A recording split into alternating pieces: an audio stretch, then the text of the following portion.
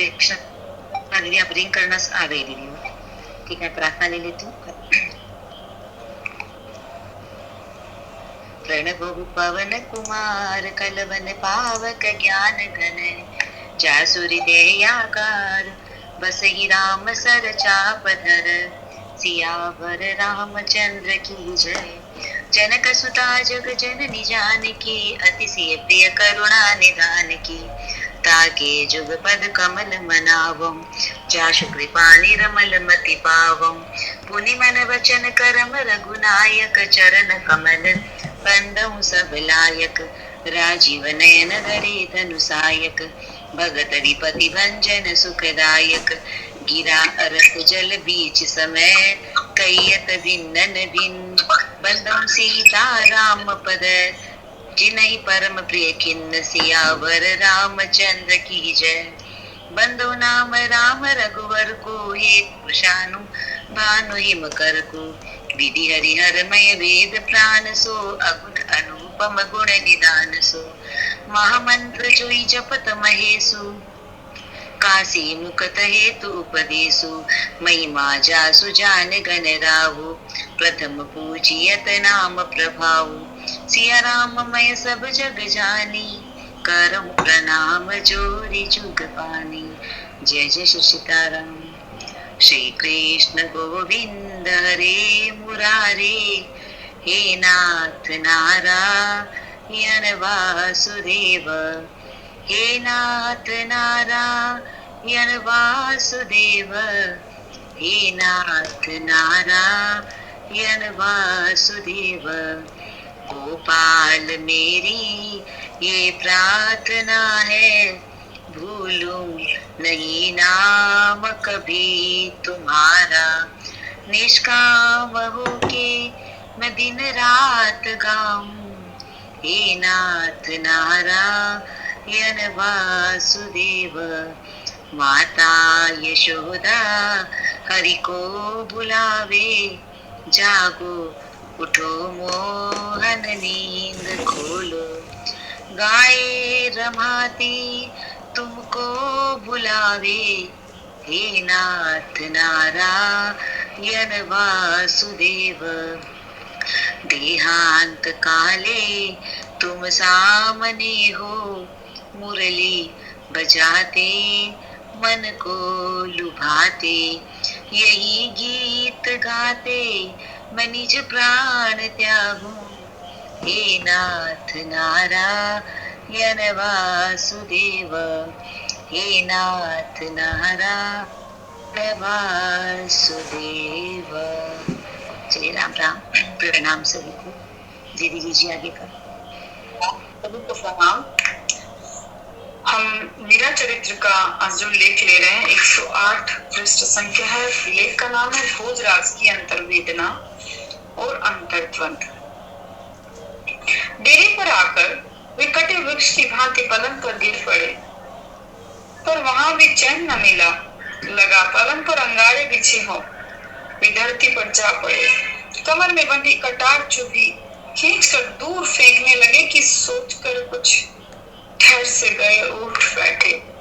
कटार को मयान से निकाला, एक बार अंगूठा फेर कर धार देखी और दाहिना हाथ ऊपर कर उठाकर उसे छाती पर तान लिया।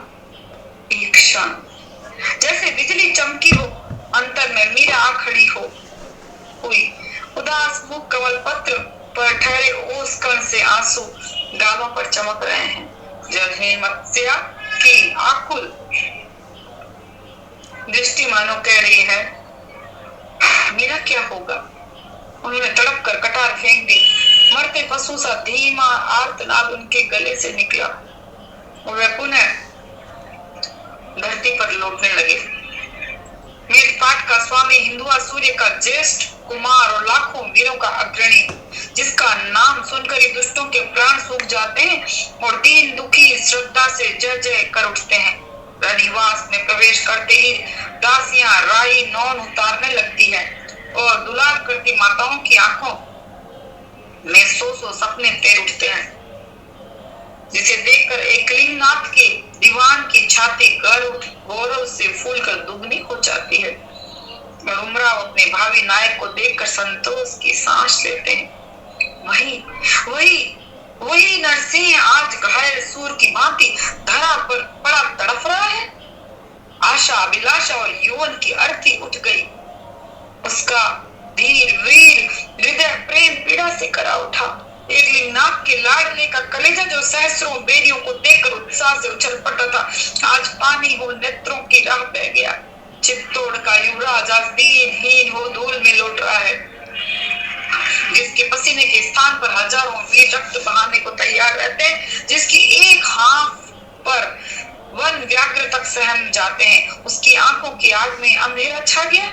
महंगे राशि वस्त्र केश धूल धूरित हो गए। इस दुख में भाग बटाने वाला, धीरज देने वाला उसे कोई नहीं दिखाई दिया।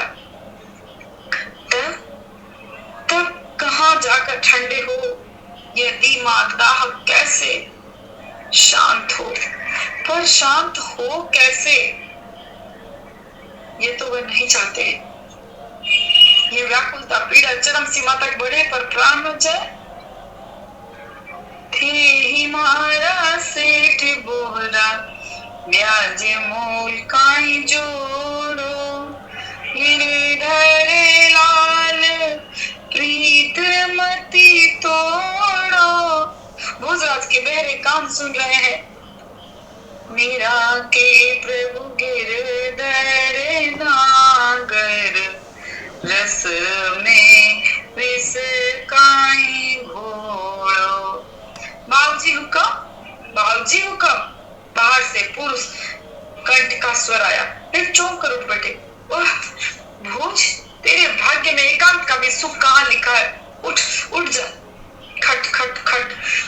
द्वार पर फिर खटका हुआ। भोजराज का कंठ गंभीर कंठ पुकार उठा। कौन है? ये तो मैं हूँ हुक्म। पूर्णमल। क्या है? जैसे घन गरज उठे हो। आखेट पर पधारने के लिए सभी प्रबंध हो गए हैं। मैं शस्त्र धारण कराने हाजिर हुआ हूँ। पूर्णमल ने विनम्रता से उत्तर दिया। मन में आया कह दूं कि सिर में दर्द है, किंतु नहीं। अभी बुआ सा फूफो सा सब लोग इकट्ठे हो जाएंगे। खुशी पूछने का जो सिलसिला आरंभ हुआ 2-3 दिन तक समाप्ति न होगा।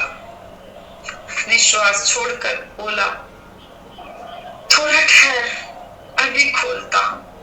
उन्होंने खड़े होकर वस्त्र झड़काए, मुंह धोया, पानी पिया, गीले हाथ केशों पर फेरकर साफा बांधा, कटार उठाकर कमर बंधने लगाई और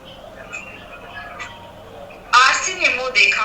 आश्चर्य और दुख से उनका मुंह खुला रह गया। अपना ही चेहरा अनजाना सा लगा। आंखें सूज गई, होठ सूख गए, मुंह उतरा हुआ। उन्होंने होठों पर जीभ फेरकर मुस्कुराने का प्रयत्न किया, किंतु मुस्कान के बदले होठों पर से करुण रेखा खींचकर आई।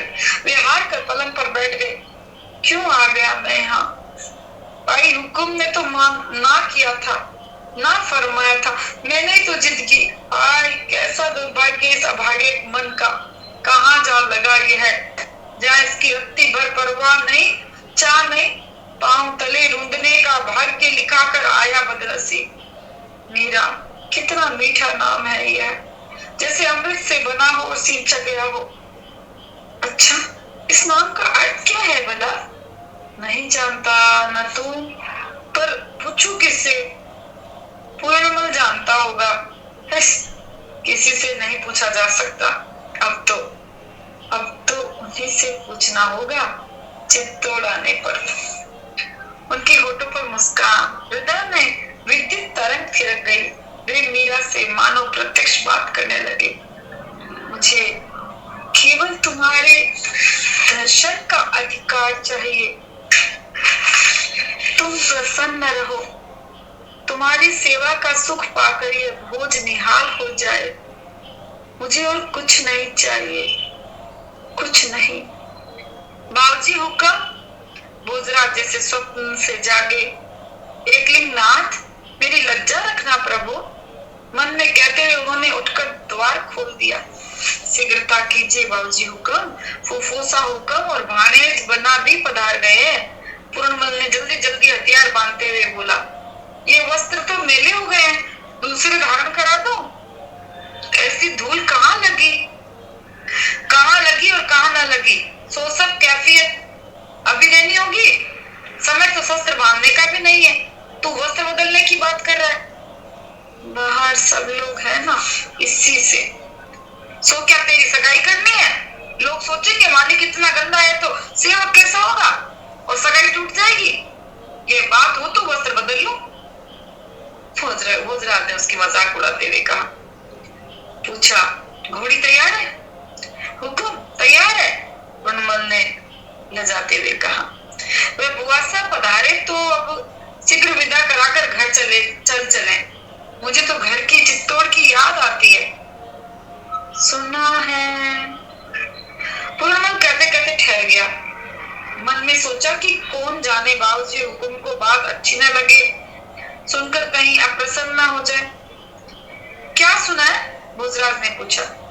सरकार नाराज तो नहीं होंगे? क्यों, नाराज होने जैसी बात है?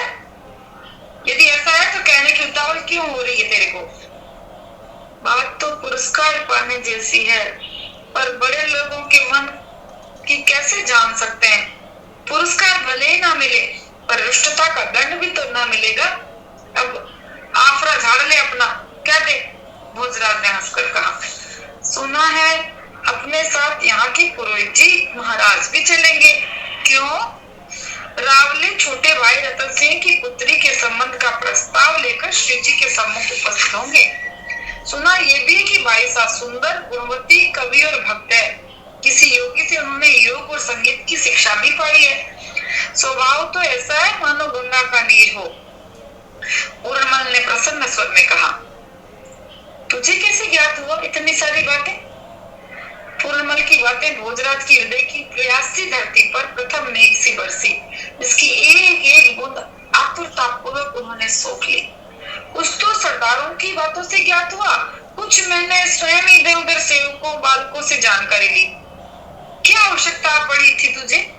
भोजराज ने देह के कंप से लड़ते हुए पूछा।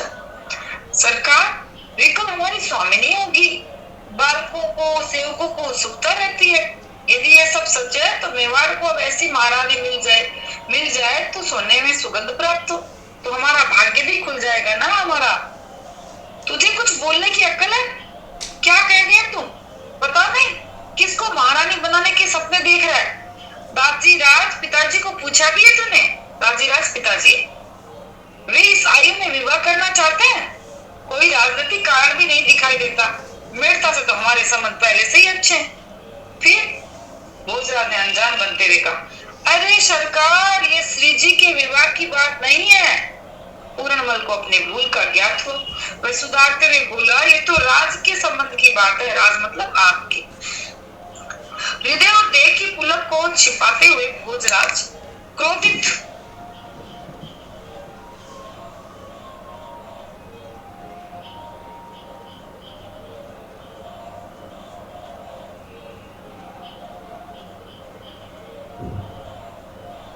Net issue.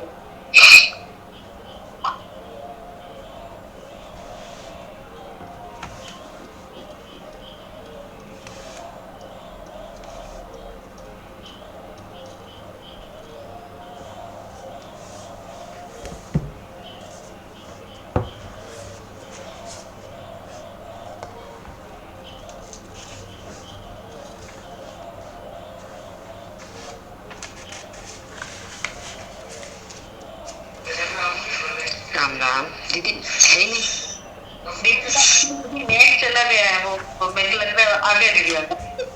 आगे मेरे मन की बात समझी जाती है। ये बात समझ ले पूर्णमल कि चित्तौड़ का राज्य एक लिंगनाथ का है। इसके दीवान जिस सिंहासन पर बैठते हैं, त्याग और बलिदान उसकी सीढ़ियां हैं। मुझ जैसे सैकड़ों भोज और तुझ जैसे हजारों पूर्णमल उसकी मर्यादा पर न्यौछावर किए जा सकते हैं। कभी यह ना समझ लेना कि मुझे सिंहासन का लोभ है। उसी क्षण पूर्णमल मानो सैकड़ों घड़े पानी पड़ गया हो पूर्णमल पर। यह सहम कर बोल उठा हुआ है, हुक्म सरकार। अब तो एक आध दिन में विदा लेकर चित्तौड़ चल चले। भोजराज ने कवच की कड़ियां ढीली करने का संकेत करते हुए कहा। कड़ियां ढीली करके तरकस के फीते बांधते हुए पुरनमल ने सोचा, कैसा पत्थर मन है युवराज का। न तो इसे राज्य का लोभ है, न इसे सगाई की बात में रुचि। एक मुस्कान भी इसके होठों पर नहीं आई, न ही इसने कुछ पूछा वायसा के विषय में। साधारण युवक तो प्रसन्नता से अपने को संभाल ही नहीं पाता, पर ये क्या साधारण व्यक्ति है।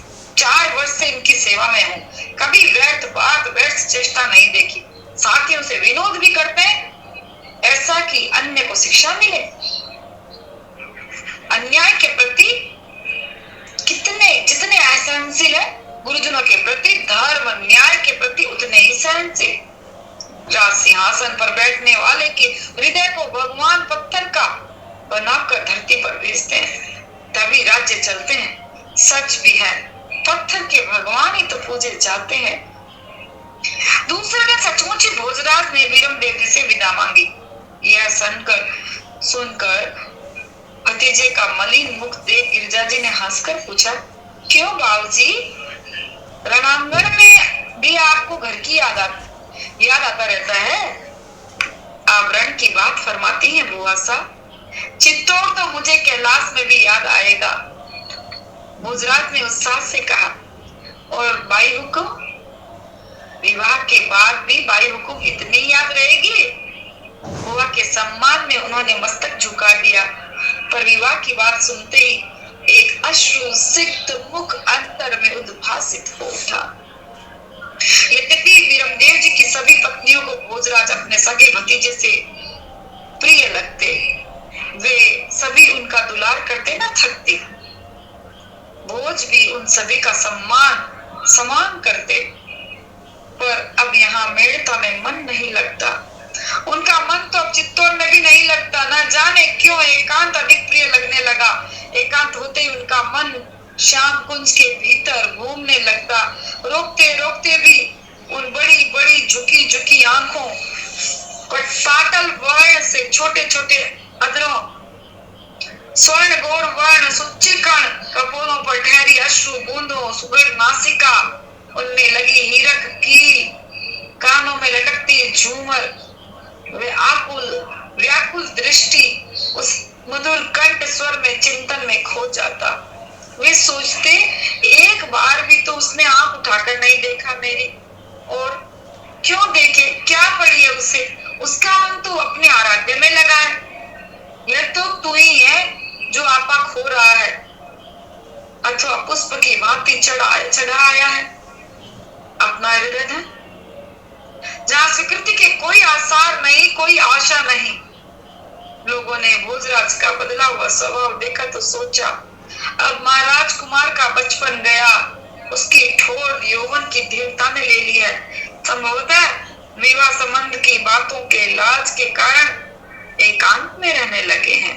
श्री कृष्ण अर्पणमस्तु। इसी के साथ हमारा आज का यह लेख भोजराज की अंतर वेदना और अंतर्द्वंद समाप्त होता है। इदं न मम।